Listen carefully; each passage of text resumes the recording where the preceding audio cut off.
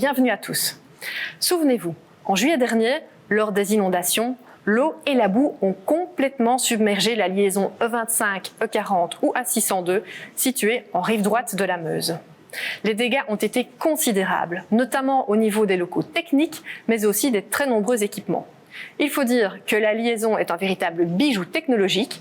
Sa sécurité est assurée 24 heures sur 24 par plus de 260 caméras, 650 panneaux de signalisation dynamique, divers systèmes de ventilation, 500 km de câbles électriques et j'en passe.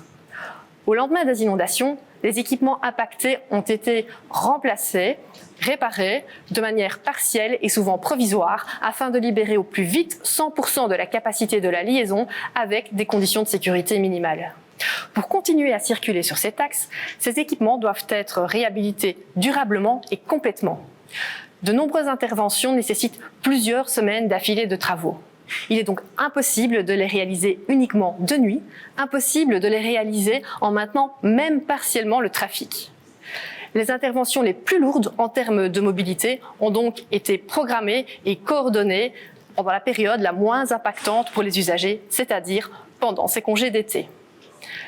Les réparations des dégâts de l'été dernier ont précipité une réhabilitation en profondeur et une remise aux normes qui étaient planifiées dans les années à venir.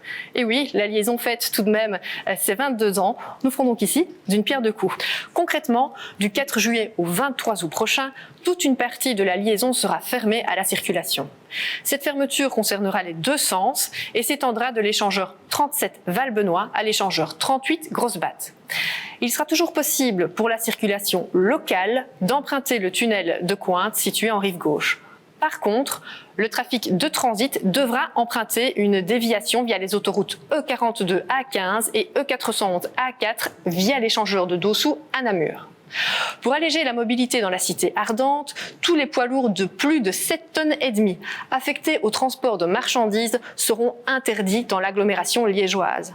Il en sera de même pour tous les véhicules de plus de 6 mètres de long, dont les caravanes. Ces deux types de véhicules seront donc uniquement autorisés pour des dessertes locales.